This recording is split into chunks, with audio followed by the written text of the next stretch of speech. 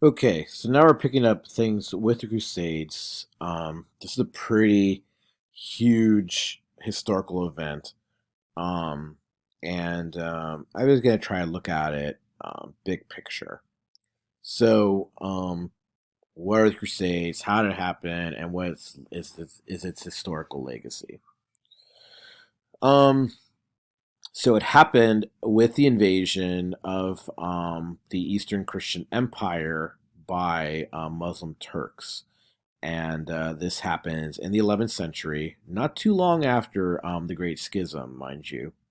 So, at the tail end of the 11th century, Pope Urban II, it's important to know this for your test, he gives this big speech and basically sets up the program to for Western Christians. He basically makes a declaration that it's their duty to go and liberate the Holy Land um, against this Muslim invasion. Now, there wasn't really anything on the radar of Western Christians up to this point about like actually controlling the Holy Land, going to the Holy Land. It's been centuries that that's even been a topic.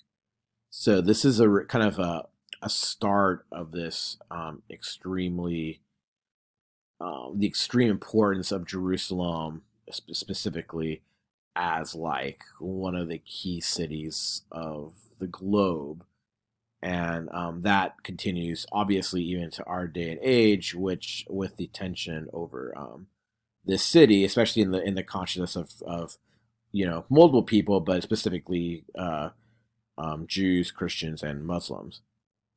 So that comes with the Crusades, just kind of by like accident. Um, the First Crusade is generally successful, for at least if you're looking at from the Western Christians viewpoint. They will go in, they retake Jerusalem. Basically, it's rape and pillage.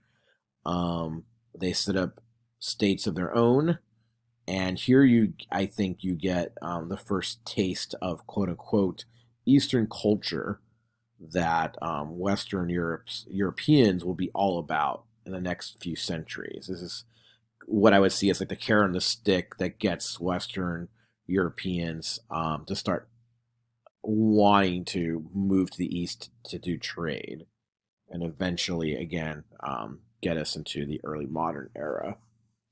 But the carrot on the stick for knights to be involved in these wars are things like the Holy War, the idea of you can get time off out of purgatory for fighting a Holy Crusade, and also setting up the importance of Jerusalem as a pilgrimage spot. I know Chaucer talks about this in Canterbury Tales. A whole like group is formed called the Knights Templar, who are set up to be soldiers, protect these pilgrims. But inevitably, what begins with the Knights Templar is kind of global um, financing. So the way this works is pilgrimage was dangerous. I mean, you're traveling across. If you look at this map here, imagine you're a Christian in what's now modern day France, and you want to go over to the Holy Land. It's way over here. Imagine making that journey. So through all this territory. So what you would do is basically at a place where the Templars were at in Europe, you basically cash your chips. You take it over here like a bill, like a receipt, and then you can cash it out once you hit the Holy Land, and buy the things that you wanted to get when you're over there in the Middle East. So again, I think you're seeing traces of the early modern age developing here. Now, the Crusades oftentimes serve as like one of those things. Are like, hey, look how terrible Christianity has been in history at certain points. The Crusades usually um, enemy number one, and there is some justification. It wasn't just like a oops, just a few kings and popes were really behind it, and most of the spiritual guys, the monks and the priests, were like, no, Jesus is all about love. In fact, the greatest theorist about like mystical love in the Middle Ages, Bernard of Clairvaux, was like one of the biggest proponents of Crusades. So it is something that really hit the consciousness of Western Europe.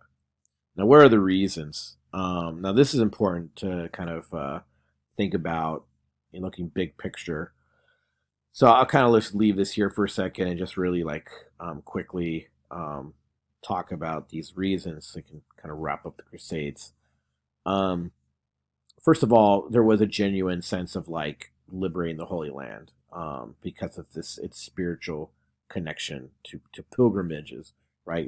Again, the idea of like, oh, I became a Christian because I prayed the a prayer and accept Jesus in my heart, that doesn't really exist in their consciousness. They're very liturgical in the medieval sense. A lot of visiting of holy places, and holy places oftentimes revolved around some type of holy relic, some item like a piece of the cross of Jesus, or some phenomenon attached to a saint. Oftentimes Christians would go to these places and pray, and they would get blessings from that. So you kind of have to keep this system alive. What better way is to have it, moving over to the Holy Land. I think the biggest thing was number two, to show the Pope's power over all the powers of the king, specifically the emperor. As I mentioned, the last presentation, there's a lot of tug of war between these two entities. So it makes sense that now you have the Pope utilizing. I mean, the guy literally calls a war a holy war, and basically says jump, and they say how high. So I mean, it's not just this crusade; it's multiple crusades afterwards. Yeah, and then do you think there is a way of the Pope wanting to bridge that schism and to kind of take be at the top of the hierarchy in the global Christian church? But that doesn't really happen. So why? Well, really, forget to not forget these wars are really violent, and they don't go as planned, at least in the Western Christians' mindset. Um, and even though a lot of the Christian figures, remember this is the Middle Ages, so it's in a lot of sense it is violent times, and the financing of this goes global. All that said and done, um, with the between the second and third crusades, so much shifts that the crusades in themselves, liberating the Holy Land, that doesn't even matter anymore. So let me break this down real quick. So between the first and second crusade, um, the Muslims will regain the territory lost, most of it at least. The Second Crusade is a disaster, basically on the way to the Holy Land.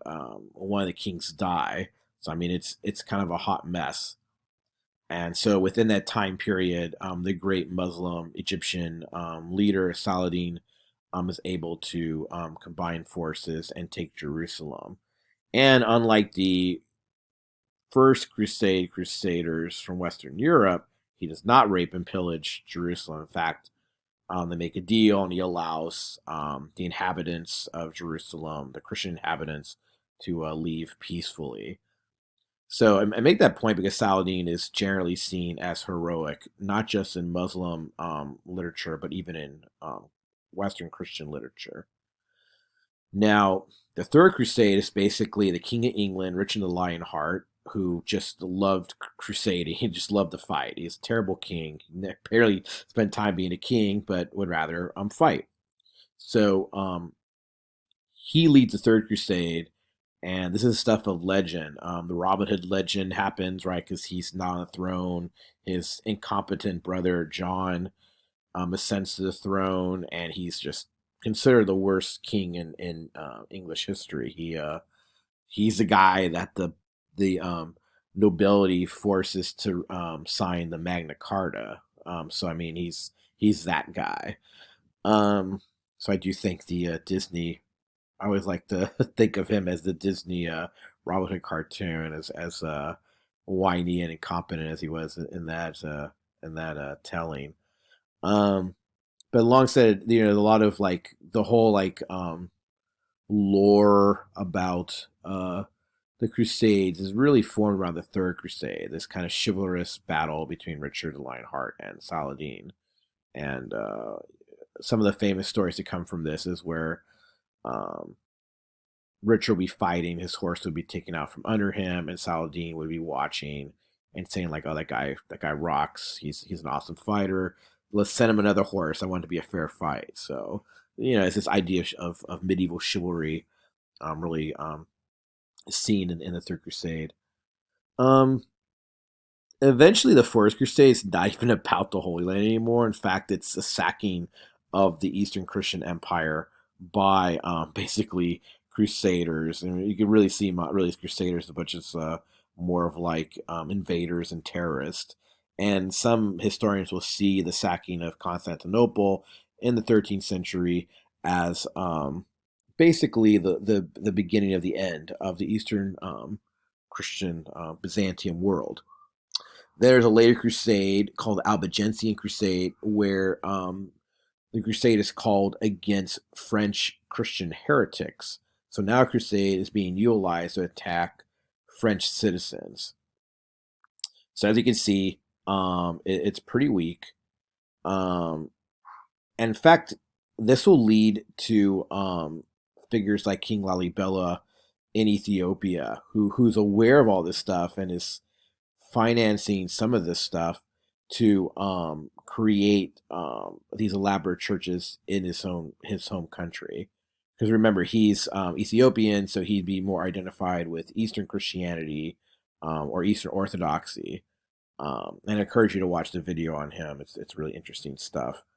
Um, but it also shows you that Ethiopia and Eastern Christianity has a long legacy that's not really attached to Western Christianity, Latin speaking medieval Western Christianity. Ethiopian Christianity predates um, um, all this stuff, right? So that's Crusades in a nutshell. Next time we will start talking about medieval Christianity, beginning of Western Christian thoughts, and start moving us into the Renaissance.